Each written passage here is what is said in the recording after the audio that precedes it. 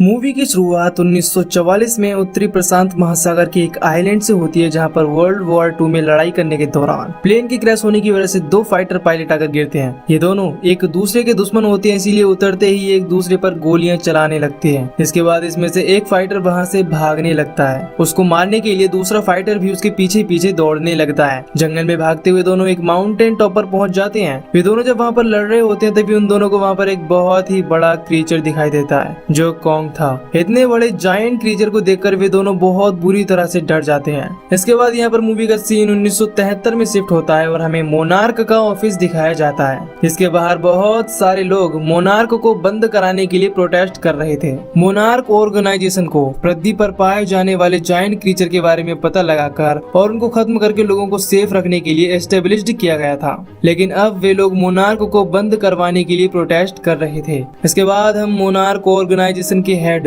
Will रैंडा को देखते हैं, जो अपने अगले मिशन के परमिशन के लिए यूएस गवर्नमेंट के एक ऑफिसर से मिलता है। वो ऑफिसर से बताता है कि हमें सैटेलाइट की मदद से साउथ पैसिफिक में एक ऐसे गुमनाम आइलैंड के बारे में पता चला है जहाँ से गुजरने वाले सभी प्लेन्स और शिप गायब हो जाते हैं। इसका नाम स्कल आइलैंड है और शायद हमें वहाँ पर कोई ऐसी जगह मिल सकती है जहाँ पर अभी तक कोई नहीं गया हो। पहले तो ऑफिसर को बिल की बातों पर विश्वास नहीं होता और वो उसको परमिशन नहीं देता, लेकिन जब बिल का साथी ब्रूक्स ऑफिसर को बताता है कि कल रशियन सैटेलाइट भी वहाँ से गुजरेगा, जिसके बाद उनके पास भी इसकी जानकारी होगी, लेकिन अगर आप हमें उस आइलैंड पर रिसर्च करने का परमिशन देंगे तो वहाँ पर जाकर रिसर्च करने वाले सबसे पहले हम होंगे, क्योंकि अभी तक इस आइलैंड की जानकारी किसी को भी नहीं है और वहाँ पर हमें कैंसर की दवाई, नई प्रकार के ईंधन और ना जाने क्या क्या मिल सकता है। इसके बाद ऑफिसर बिल को वहाँ पर रिसर्च करने के लिए परमिशन दे देता है। बिल को वहाँ पर आर्मी की कुछ लोगों की भी जरूरत पड़ने वाली थी, क्योंकि वहाँ उस अनजान जगह पर कोई भी खतरा हो सकता था। इसीलिए वो ऑफिसर को अपने साथ आर्मी की एक टुकड़ी ले जाने के लिए मना लेता है। इसके बाद हमें वियतनाम के एक एयरवेज को दिखाया जाता है, जहाँ के सभी सोल्जर्स छुट्टियां मिलने के बाद अपने अपने घर के लिए जाने वाले थे,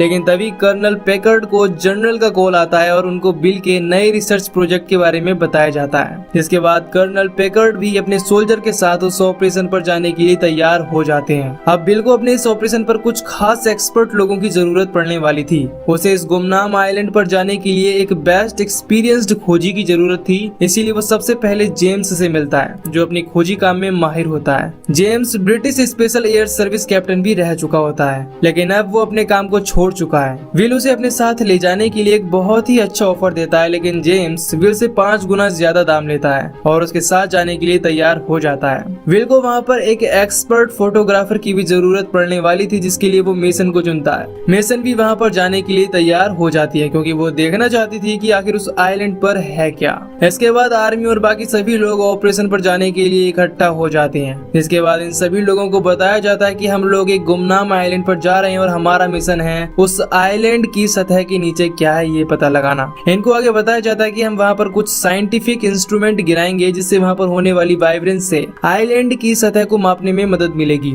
इसके बाद आगे मेजर जैक बताते हैं कि वहाँ पहुँचने के बाद शिप से हमारा कॉन्टेक्ट टूट जाएगा और वहाँ पर हम अकेले हो जाएंगे। इसके 3 दिन बाद आइलैंड के नॉर्थ की ओर हम लोगों के लिए हेल्प के लिए रिफ्यूल टीम भेजी जाएगी और वहाँ से बच निकलने के लिए हमारे पास केवल वही एक मौका होगा। वहाँ पर जितने भी लोग होते हैं उनको समझ में नहीं आता कि ये बात उनको क्यों कही गई है। जेम्स और मेसन को उस आइलैंड पर साइंटिफिक इंस्ट्रूमेंट यानी बारूद बम गिराने को लेकर बिल पर डाउट हो जाता है। इसके बाद सभी लोग मिशन पर जाने के लिए एक बड़े से शिप पर सवार होकर निकल जाते हैं और सभी लोग अपने सफर का मजा ले रहे होते हैं, लेकिन तभी इनके शिप के सामने एक बहुत ही बड़ा और खतरनाक तूफान आ जाता है, जिसके बाद इस मिशन का चीफ सुपरवाइजर मिशन पर जाने से मना करता है। लेकिन बिल अपने इस मौके को खोना नहीं चाहता था और किसी भी तरह वो उस आइलैंड पर जाना चाहता था। वो कर्नल पैकर्ड से कहता है, मैंने सुना है कि तुम्हारे आदमी किसी भी तूफान से नहीं डरते हैं, इसीलिए अब मैं इस मिशन की जिम्मेदारी तुम पर छोड़ता हूँ। इसके बाद कर्नल पैकर्ड अपने सोल्जर और बाकी सभी लोगों से हेलीकॉप्टर में बैठने के लिए कहते हैं। अब मिशन पर जाने वाले सभी लोग अपने अपने हेलीकॉप्टर में बैठकर तैयार हो जाते हैं और शिप से टेक ऑफ करने के बाद सभी लोग अब तूफान के सामने आ जाते हैं। सभी पायलट्स अपनी पूरी हिम्मत के साथ उस तूफान में अपनी अपनी हेलीकॉप्टर को लेकर घुस जाते हैं। उस तूफान में इन सभी पायलट्स को बहुत सी परेशानियों का सामना करना पड़ता है। वहाँ पर जोर जोर से आंधियां चल रही थी और बिजली भी चमक रही थी,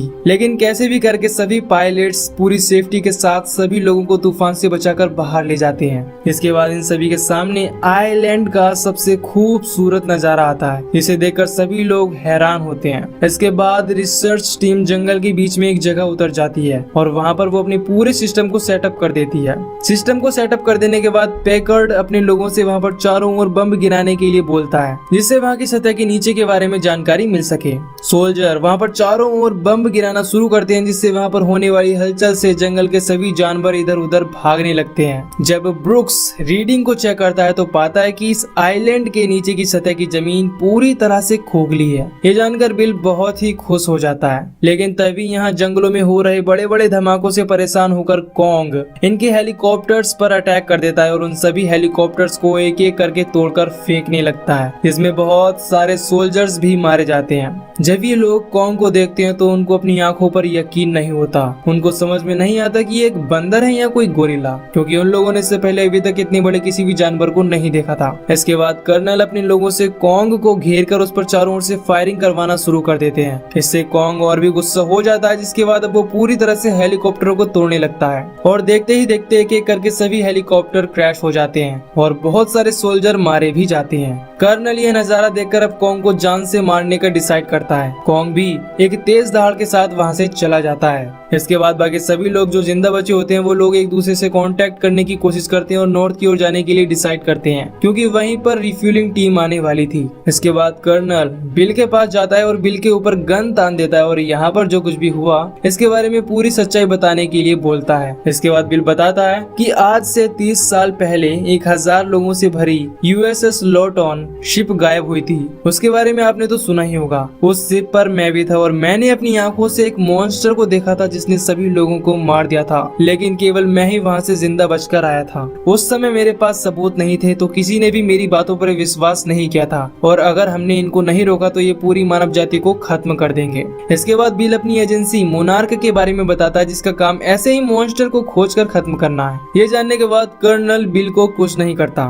इसके बाद हम देखते हैं कि जब जेम्स अपनी टीम के साथ आगे बढ़ रहा होता है तो उनके सामने एक बहुत बड़ा बुल आ जाता है। सभी लोग उसके ऊपर अपनी गन तान देते हैं क्योंकि उन्हें लगता है कि वो बुल उनको मार देगा, लेकिन जेम्स सभी को ऐसा करने से मना करता है क्योंकि वो बुल थोड़ा सा भी अग्रेसिव नहीं लग रहा था। इसके बाद वो बुल वहाँ से चुपचाप चला जाता है। दूसरी तरफ हम देखते हैं कि कर्नल अपने साथी मेजर जैक को ढूंढते हुए एक बैम्बू फॉरेस्ट में पहुंच जाते हैं। तभी एक बहुत बड़ी मकड़ी इनके ऊपर अटैक कर देती है। वो एक सोल्जर को पकड़कर ऊपर की ओर खींचने लगती है, जिसके बाद बाकी सभी सोल्जर उस मकड़ी के पैरों को काटने लगते हैं और कर्नल उसके ऊपर फायरिंग करने लगता है और उस बड़ी सी मकड़ी को मारने के बाद आखिरकार कर्नल और बाकी सभी सोल्जर अपने उस साथी को बचा लेते हैं।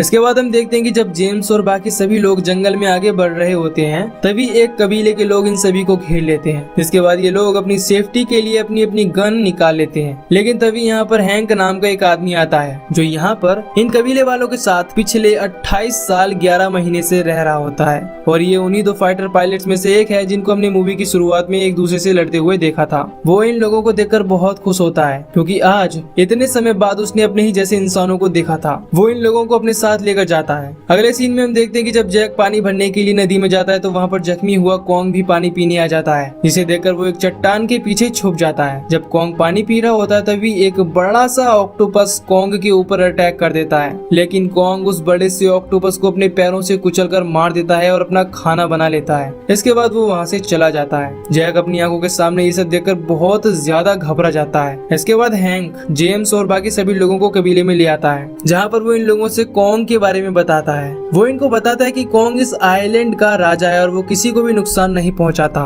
तुम लोगों ने यहाँ पर धमाका करके इस आइलैंड के नीचे के स्कल क्रॉलर्स यानी छिपकलियों के जैसे दिखने वाले मॉन्स्टर्स को जगा दिया है और कॉन्ग उन्हीं को मारता है और इसी वजह से गुस्सा होकर उसने तुम्हारे साथियों के ऊपर भी अटैक किया। आज अगर यहाँ पर कॉन्ग नहीं होता तो इस समय कोई भी जिंदा नहीं होता क्योंकि वो छिपकलियां सबको मार चुकी होती। जेम्स हैंक को बताता है कि 3 दिन बाद नॉर्थ की ओर रिफ्यूलिंग टीम आने वाली है और अगर तुम चाहो तो हमारे साथ चल सकते हो। हैंक कहता है कि तुम लोग पैदल वहाँ पर 30 दिन में भी नहीं पहुँच सकोगे। इसके बाद हैंक इन लोगों को अपनी बोट के पास ले जाता है जिसको इसने खुद ही बनाया था, लेकिन अभी भी उसमें कुछ काम बाकी था। ये सभी लोग मिलकर काम को पूरा करने में लग जाते हैं। इसके बाद हम देखते हैं कि मेसन को एक बुल पुल दिखाई देता है जो एक क्रैश हुए हेलीकॉप्टर के नीचे दबा हुआ था। वो उसके पास जाकर हेलीकॉप्टर को वहाँ से हटाने की कोशिश करती है, लेकिन वो ऐसा नहीं कर पाती। तभी वहाँ पर कॉन्ग आकर उस टूटे हुए हेलीकॉप्टर को वहाँ से उठाकर फेंक देता है। अपने सामने इतने बड़े जानवर को खड़ा हुआ देखकर मेसन थोड़ा सा घबरा जाती है, लेकिन कॉन्ग उसको बिना नुकसान पहुँचाए वहाँ से चुपचाप चला जाता है। अब कर्नल अपने लोगों के साथ जैक को खोजने के लिए निकला होता है, क्योंकि उसके पास बहुत सारे हथियार और बम होते हैं और कर्नल उन हथियारों से कॉन्ग को मारना चाहता है। हम देखते हैं कि जैक एक टूटे हुए पेड़ पर बैठा होता है, लेकिन असल में वो एक मॉन्स्टर होता है। ये देखकर अपनी जान बचाने के लिए जैक उस पर फायरिंग करने लगता है। तभी अचानक ही वो मॉन्स्टर वहाँ से चला जाता है। इसके बाद जब जैक पीछे मुड़कर देखता है तो वहाँ पर एक बहुत बड़ी छिपकली होती है जो तुरंत ही जैक को मारकर खा जाती है। हैंक की बोट को ठीक करने के बाद जेम्स और सभी लोग मिलकर बोट को स्टार्ट करके वहाँ से जाने लगते हैं, लेकिन तभी वहाँ पर इनको अलविदा करने के लिए कबीले के लोग आ जाते हैं। हैंक भी उन लोगों को अलविदा करते हुए वहाँ से चला जाता है। कुछ समय बाद एक सोल्जर इन लोगों से कांटेक्ट कर लेता है, जिसके बाद कर्नल एक फ्लेयर फायर करके अपनी लोकेशन को बताता है, जिसे देखकर जेम्स को कर्नल की लोकेशन के बारे में पता चल जाता है। लेकिन तभी वहाँ पर बहुत ही बड़े बड़े चमगादड़ आकर जेम्स के एक साथी को लेकर चले जाते हैं और उसको मार देते हैं। ये देखकर सभी लोग बहुत ही ज्यादा घबरा जाते हैं। कुछ देर इंतजार करने के बाद इन लोगों के पास कर्नल और बिल भी पहुंच जाते हैं। यहाँ पर कर्नल हैंक से मिलते हैं और जब उनको पता चलता है कि वो यहाँ पर वर्ल्ड वॉर 2 के समय से है तो वो बहुत ही हैरान हो जाता है। लेकिन कर्नल अभी वापस नहीं जाना चाहता था, क्योंकि उसका एक आदमी जैक अभी भी जंगल में वेस्ट की ओर खोया हुआ था और वो उसको ढूंढना चाहता था। लेकिन हैंक उसको ऐसा करने से मना करता है, क्योंकि उसे पता है कि उस ओर बहुत बड़े बड़े मॉन्स्टर रहते हैं और उधर जाना बहुत ही डेंजरस होगा। लेकिन कर्नल उसकी एक भी बात नहीं सुनता और जेम्स को भी जैक को ढूंढने के लिए मना लेता है। जिसके बाद सभी लोग जंगल में आगे बढ़ने लगते हैं और कुछ समय बाद सभी लोग एक ऐसी जगह पर पहुंचते हैं जहाँ पर बहुत बड़े बड़े कंकाल होते हैं। यहाँ पर हैंक इन सबको बताता है कि ये कंकाल कॉन्ग के पेरेंट्स के हैं, जिनको एक बहुत बड़ी छिपकली मॉन्स्टर ने मारा था जो जमीन के नीचे रहता है। लेकिन कर्नल उसकी ये बात नहीं मानता और वहीं से दूसरी तरफ जाने के लिए निकल जाता है। जब ये सभी लोग वहाँ से गुजर रहे होते हैं तो एक सोल्जर सिगरेट जलाकर जमीन पर फेंक देता है, लेकिन वहाँ पर चारों तरफ पेट्रोल था, जिससे वहाँ एक बहुत बड़ा ब्लास्ट हो जाता है। जिसके बाद वहाँ पर एक बहुत बड़ी छिपकली आ जाती है।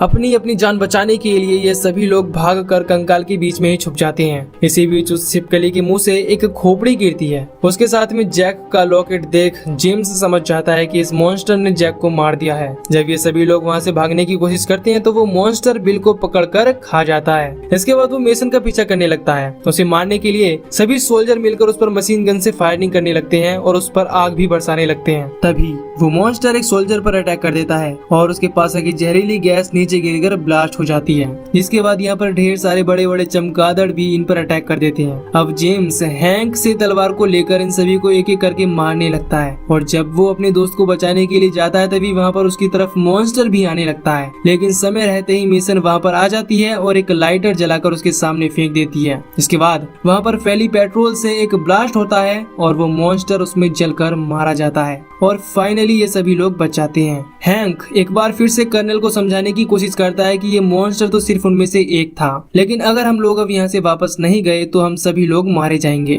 जेम्स भी कर्नल को बताता है कि जैक अब मर चुका है, लेकिन कर्नल फिर भी अपने साथियों की मौत का बदला लेने के लिए कॉन्ग को मारना चाहता था और इसीलिए वो जैक के क्रैश हुए हेलीकॉप्टर के पास जाना चाहता था, क्योंकि उसमें बहुत सारे बम और हथियार थे। जेम्स, हैंक और ब्रुक्स कर्नल को समझाते हैं कि इन सब में कॉन्ग का कोई भी दोस्त नहीं है। उसने उन लोगों को सिर्फ इसीलिए मारा क्योंकि उन लोगों के ब्लास्ट से इस आइलैंड के नीचे का मॉन्स्टर जाग जाता है और चारों तरफ तबाही मचाने लगता है। लेकिन कर्नल कहाँ मानने वाला था, वो हथियार लेने के लिए आगे बढ़ जाता है। जिसके बाद जेम्स बाकी लोगों को लेकर अपनी बोट की ओर चला जाता है। अब कर्नल हथियार को लेने के बाद कॉन्ग को मारने के लिए एक ट्रैप बनाता है। दूसरी तरफ हम देखते हैं कि जब बोट की लोकेशन जाने के लिए जेम्स और मेसन एक पहाड़ के ऊपर जाते हैं तो वहाँ पर कॉन्ग आ जाता है। वो इन दोनों के बहुत नजदीक होता है। वो थोड़ा सा भी एग्रेसिव नहीं लगता। इसके बाद मेसन अपने हाथों से उसको टच करती है। ये सब देखकर ये दोनों समझ जाते हैं कि कॉन्ग बिल्कुल भी एग्रेसिव नहीं है और किसी को भी उससे खतरा नहीं है। लेकिन तभी कर्नल चारों तरफ ब्लास्ट करवाने लगता है। उसे रोकने के लिए कॉन्ग उस ओर जाता है। ये देखकर ये दोनों समझ जाते हैं कि कर्नल कॉन्ग को मारने वाला है। इसीलिए जेम्स, मेसन और हैंक कॉन्ग को बचाने के लिए चले जाते हैं और ब्रुक्स बोट लाने चला जाता है। जब कॉन्ग गुस्से में होकर कर्नल की ओर बढ़ने लगता है तो कर्नल वहाँ पर पड़े हुए पेट्रोल में आग लगा देता है, जिससे कॉन्ग उसी में जलने लगता है। अब वो और भी गुस्से में आ जाता है, जिसके बाद वो कर्नल और उसके लोगों पर अटैक कर देता है, लेकिन बहुत ज्यादा जख्मी होने के कारण कॉन्ग वहीं पर गिर जाता है। इसके बाद कर्नल वहाँ पर बम ब्लास्ट करके कॉन्ग को मारने ही वाला होता है, लेकिन तभी वहाँ पर जेम्स, हैंक और मेसन आकर उसे ऐसा करने से रोकने लगते हैं। मेसन कर्नल को समझाती है कि आप बहुत बड़ी गलती कर रहे हैं, कॉन्ग सिर्फ अपने इलाके की सुरक्षा कर रहा था। तभी कुछ देर बाद वहाँ पर एक बहुत बड़ी छिपकली पहुँच जाती है, जिसे देखकर ये सभी लोग वहाँ से अपनी जान बचाने के लिए भागने लगते हैं, लेकिन कर्नल कॉन्ग को मारने के लिए अभी भी वहीं पर रुका हुआ था। तभी कॉन्ग को होश आ जाता है और इससे पहले कि कर्नल कॉन्ग को मार पाता, कॉन्ग अपने हाथ के पंजों से पकड़कर कर्नल को मार डालता है। इसके बाद वो उस मॉन्स्टर को रोकने के लिए उससे लड़ने लगता है, लेकिन घायल हो जाने की वजह से अब कॉन्ग बहुत कमजोर पड़ जाता है, जिससे वो मॉन्स्टर कॉन्ग को मारकर बेहोश कर देता है। इधर सभी लोग भागते भागते आइलैंड के किनारे पर पहुंच जाते हैं। मेसन ब्रुक्स को बोट को यहाँ लाने के लिए इशारा करने के लिए फ्लेयर गन फायर करती है, जिससे वो मॉन्स्टर इनकी ओर बढ़ने लगता है। सभी लोग वहाँ से भागने लगते हैं, लेकिन कोल नाम का एक सोल्जर उस मॉन्स्टर को रोकने के लिए उसके सामने बम लेकर खड़ा हो जाता है, लेकिन ये छिपकली मॉन्स्टर अपनी पूंछ से उस पर अटैक करके उसे दूर फेंक देता है। इसके बाद वो बाकी सभी लोगों के ऊपर भी अटैक करने ही वाला होता है, लेकिन तभी यहाँ पर कॉन्ग आकर एक बड़े पत्थर से उस पर अटैक कर देता है, लेकिन वो मॉन्स्टर कॉन्ग की गर्दन को पकड़ लेता है, जिसके बाद उस मॉन्स्टर और कॉन्ग के बीच जबरदस्त फाइट होने लगती है। मेसन भी अब एक पहाड़ी पर पहुंचकर फ्लेयर गन को फायर करती है, लेकिन तभी मॉन्स्टर के अटैक से कॉन्ग एक पुरानी जहाज की मोटी जंजीर में फंस जाता है। वो मॉन्स्टर अब कॉन्ग के ऊपर अटैक करने ही वाला होता है, लेकिन तभी वहाँ पर ब्रुक्स बोट लेकर आ जाता है और उस पर लगी मशीन गन से मॉन्स्टर के ऊपर फायरिंग करने लगता है। सभी लोग जाकर उस बोट पर चढ़ जाते हैं। अब मॉन्स्टर बोट की ओर बढ़ने लगता है। कॉन्ग उनको बचाने के लिए अपनी पूरी ताकत लगाकर जंजीरों को तोड़ने लगता है। मेसन भी मॉन्स्टर को डिस्ट्रैक्ट करने के लिए उसके ऊपर फ्लेयर गन चलाती है। अब कॉन्ग जंजीर में लगे हुए एक लोहे के पंखे से इस मॉन्स्टर की गर्दन के ऊपर अटैक करता है और इसके बाद फिर से इन दोनों के बीच जबरदस्त फाइट्स होने लगती है, लेकिन इसी बीच मेसन पानी में गिर जाती है। कॉन्ग मॉन्स्टर को मारकर बेहोश कर देता है, जिसके बाद वो मेसन को अपने पंजे से पकड़कर पानी के बाहर निकाल लेता है, लेकिन तभी वो मॉन्स्टर कॉन्ग के उस हाथ को अपने मुंह में पकड़ लेता है। इसके बाद कॉन्ग अपनी पूरी ताकत लगाकर मॉन्स्टर के मुंह से अपने हाथ को खींचता है, इससे मॉन्स्टर की जीभ ही उसकी बॉडी से अलग हो जाती है और ये मॉन्स्टर मारा जाता है। कॉन्ग मेसन को नीचे रखकर वहाँ से जाने लगता है। जेम्स मेसन के पास आकर उसे उठाता है और यहाँ पर हम देखते हैं कि कॉन्ग मुड़कर इन दोनों को देख रहा है, लेकिन इस समय वो बहुत ही उदास था। सभी लोग डिसाइड करते हैं कि यहाँ से जाने के बाद वो इस जगह के बारे में किसी को नहीं बताएंगे, क्योंकि ये सभी लोग चाहते थे कि ये जगह हमेशा ऐसी ही बनी रहे। इसके बाद हम देखते हैं कि कुछ समय बाद यहाँ पर रिफ्यूलिंग टीम पहुँच जाती है और इन सभी लोगों को रेस्क्यू करके ले जाती है। इसके बाद पहाड़ों के पीछे से कॉन्ग निकलता है और उसकी तेज दहाड़ के साथ ये मूवी एंड हो जाती है। तो दोस्तों, अगर आपको ये मूवी की एक्सप्लेनेशन पसंद आई हो तो वीडियो को लाइक और चैनल को सब्सक्राइब जरूर कर लीजिए। बाकी मैं मिलूंगा आपसे न्यू वीडियो में। Till then take care, love you, bye bye.